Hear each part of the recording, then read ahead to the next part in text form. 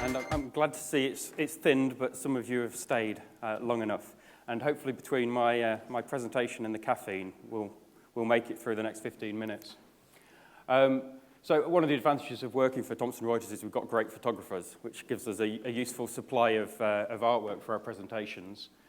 And also I can make my own artwork from Lego. It's the advantage of having young children in the house.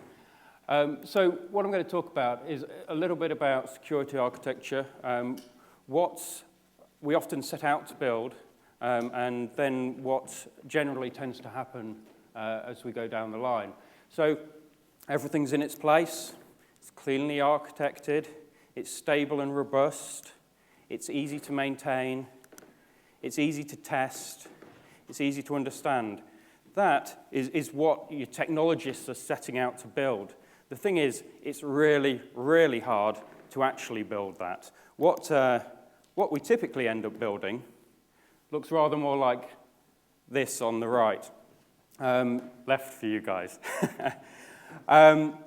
It's, let's call out some features.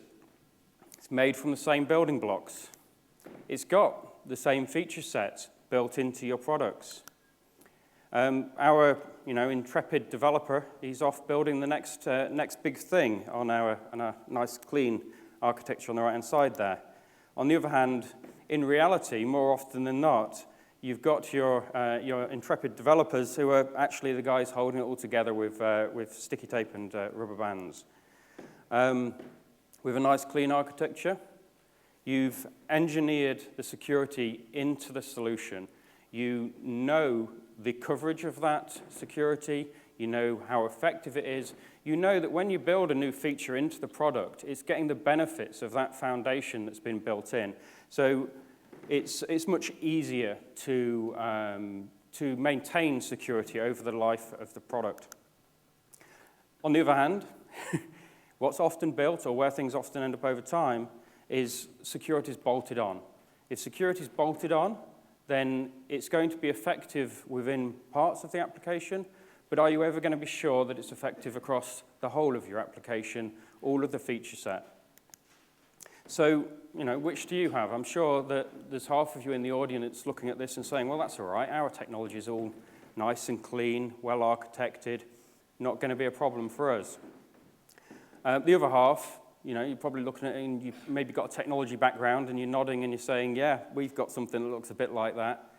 Thing is, you probably work for the same company and you're just not aware necessarily of the reality of this state of the technology versus the perception of it. So here's some questions that perhaps can help you assess where your technology might be. Your technical team's under a lot of pressure to deliver, because if they are, there'll be pressure to cut corners. If you're cutting corners, over time, that builds up technical debt. Technical debt slows you down, introduces complexity, makes it harder to be sure that security is being built in. Applications more than 2 or 3 years old. Well, over time, applications get iterated, staff who knew it leave, changes are made, the architecture often, over time, is compromised. Now, it's not always the case, but another aspect of that is that with the threat landscape changing, even if you had something that was well architected for the world of information security a few years ago, the threats have changed, the world's moved on, you're probably not necessarily having the security built in that now might be appropriate. Long regression test cycles, that's often an indicator that you're trying to catch problems that have been introduced during your most recent iteration of development. And that's indicative of the fact that your system's perhaps fragile or complex. Do you allow juniors to make changes? Now, a lot of people read this and go, oh yeah, juniors making changes, that would be a bad thing. I actually intend this the other way around, which is that if you don't allow junior people to make changes and work on the software, that's perhaps indicative of the fact that it's fragile and you need a lot of expert knowledge in order to safely update that software. So in actual fact, you want your juniors to be making updates. Now, you're probably going to want a code review. You're going to want some more senior people keeping an eye on that as well. But again, perhaps it's a little bit of a clue that there's problems there. And the other final thing is, you ask your tech team, if you show them these two pictures and say which is probably a better representation of our technology, and just see what, what answer, what response you get. So what are the implications of this? Both have got the same component parts. Both support the same features. Both tick the same security boxes. Military-grade encryption, 2048-bit keys, encryption at rest. But the thing is, all of those things are of no value if you can't test it, if it's fragile, if it relies on expert knowledge, because sooner or later, someone will make a mistake, something will get exposed, there'll be a compromise. A good example, for example, is Dropbox. Not so long ago, a developer made a change, and they actually removed the authentication check. So if you knew the ID of anyone's Dropbox, you could download any of their files. That's indicative of a number of problems, perhaps, that they had there, primarily a lack of security regression testing. So yeah, everything is definitely not awesome in a lot of cases. So there is good news. With the right team, it is possible to repay technical debt. So if over time you've drifted to the right-hand side of this graph here, and your productivity is coming down, your assurance of your security is coming down, you can re-engineer and get it back up to this sort of happy place where you know you're secure, you're able to quickly iterate, make product changes with confidence. It takes a lot of determination and a lot of investment if you've slipped too far across this curve. It's also possible to create and maintain clean architectures. So long as it's made a priority, you've got to actually make a conscious decision that you don't want to just quickly throw something together and get it out, but you actually want to build it on a solid foundation. And it's never been so important to do so.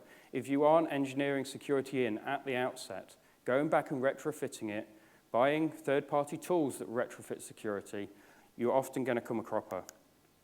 Now, something that's hear quite a lot is that, I don't understand all that technical stuff. Don't tell me that technical stuff. Well, I would urge everyone to just be prepared to invest a little bit of time, move out of your comfort zone a little bit, and actually try and dig a little bit deeper, understand a little bit more about the technology in your organization. Show curiosity. Don't be afraid to ask basic questions. Most importantly, find the technology people within your organization that can talk to you about these things in a way that makes sense, that makes it clearer rather than more complex, because they will be out there, but you might have to hunt around a little bit for them. Doing tech well is hard, but understanding tech that's well explained is easy, or should be. So, looking at an example, we've recently done a greenfield development. It's been announced in the last week or so, and this is it's for financial institutions to check the identity and background of trading partners, people who are going to be coming and making financial transactions at the institution. And as part of this, some of these people who are directors of companies, high-worth individuals, actually have to upload copies of their passports into the system. Now, let's face it, for identity theft, that's a pretty big target. So security is a critical element of this application. I'm working very hard to design it in from the outset to be as secure as is practical. And it really is the case that if, in this scenario, security is a sales enabler. So it's, often security is seen as a drag. It's seen as something that's going to slow the business down. It's an expense. It's the people who say no.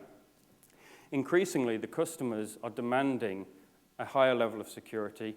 They're wanting to see evidence of it. They're wanting to be convinced that it is secure, especially if you're handling very, very sensitive data. That's their responsibility to make sure that we look after. So it really switches that conversation around to, well, how do we make it so we can readily convince these people that it's a secure system? So I'm going to look at a couple of challenges that we've looked at and addressed as part of the design for this product, but they're broadly applicable. They're general principles. It's a little bit technical, but not too technical. I think it'll be accessible to everyone in this audience. So this is the scenario. We've got a secure bulk data transfer. We have to be able to allow these financial institutions to extract large volumes of this extremely sensitive data and do it in a secure way. Now, the traditional way of doing that is that the financial institution will make an authenticated data request to our server. It's over an encrypted connection, so no one can get at that data. It then makes a connection to the database, sends the data back. That's what everyone has been doing on every web application, for the last decade, pretty much, right? Thing is, our hackers have become more sophisticated, attacks are more targeted, the data's more valuable. So we've got these hackers out there who are able to steal credentials, phishing attacks, sniffers, keyloggers, all attacking those credentials. And if you get the credentials, you've often got the data. There's then attacks upon the HTTPS infrastructure itself with regard to certificate authorities being compromised. And then once the certificate authority is compromised, you've then got the potential to do a man-in-the-middle attack, get in that flow, and extract the confidential data as it flows through the system. You might also attack those servers that are on the edge, the DMZ servers, actually get into those servers, get that data as it passes through those servers, perhaps off a sniffer or other mechanism of monitoring that data. So how do we do better? Because this isn't good enough anymore. And the approach that we're taking on Silas Org ID is that we send the request through, as you might expect, but then after we've extracted the data, we actually have effectively a directory of the public keys of all of the financial institutions. We can then encrypt that data using an asymmetric key for efficiency. A symmetric key for efficiency. You then encrypt that symmetric key with an asymmetric key and send the data back. And what that does is it means that within this entire data flow on that service where it might be compromised, in the transport between us and the financial institution, and even within the financial institution at the other end, if that data is compromised, it's of no value because it's been encrypted by the financial institution's own public key. So it's then not until the financial institution have got it into their secure environment where they've perhaps got a HSM or something like that, keeping their private key completely secure, that they'll actually decrypt that data. And by putting in a relatively small mitigation in at the design stage of that, we've eliminated a whole host of potential threats to that data that could have led to a data loss down the line. So let's have another look at another example. Securing analyst workstations. So you've got all of these sort of activities, email, which obviously someone can send you malware-laced attachments, PDFs, things like that. They can send you phishing attacks by email. We've got web browsing, where perhaps there'll be a watering hole attack where malware is loaded onto a website that's frequented by people within the organization. You've got attacks on Wi-Fi, you've got attacks on Bluetooth, you've got all these ways of getting data off the systems. And of course, it can go off via the attack vectors that are highlighted on the other side there as well. So what do you do about this? You can look at disabling ports, you can look at restricting internet access, anti-malware technology, some of which is getting really good. Anti-phishing, patching, data loss prevention, you can do all of these things, but they all incur admin overhead.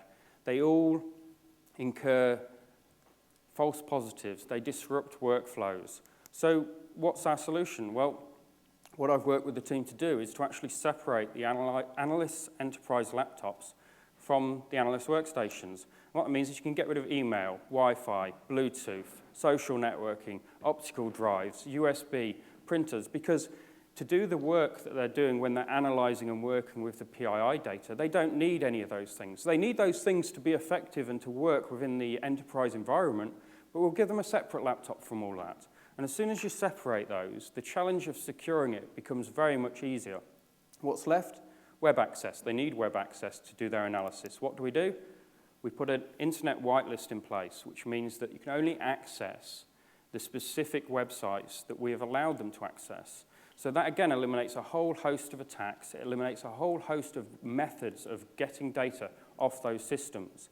We've also banned smartphones and things like that in the area where they sit as well, just to close down those sort of vectors.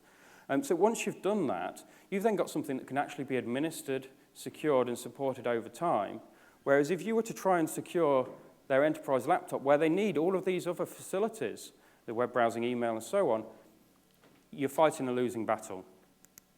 So the result, analysts can work effectively, there's fewer false positives, and there's a dramatically reduced attack surface. Again, thinking about these things at the outset, designing the security in at the outset, rather than reaching for a product to try and bolt security on afterwards. So my final thought, as it were, is you need to take the time to build security in. You need firm foundations. You need to invest in some top people. You have roles for junior staff, junior technical people, but your best developers, your best architects, they'll maybe cost 50%, 100% more. It's worth having some of them, because without them, the more junior people will not be able to build a clean architecture, and they most certainly won't be able to get from a sprawling, messy architecture to a clean architecture. Thank you very much.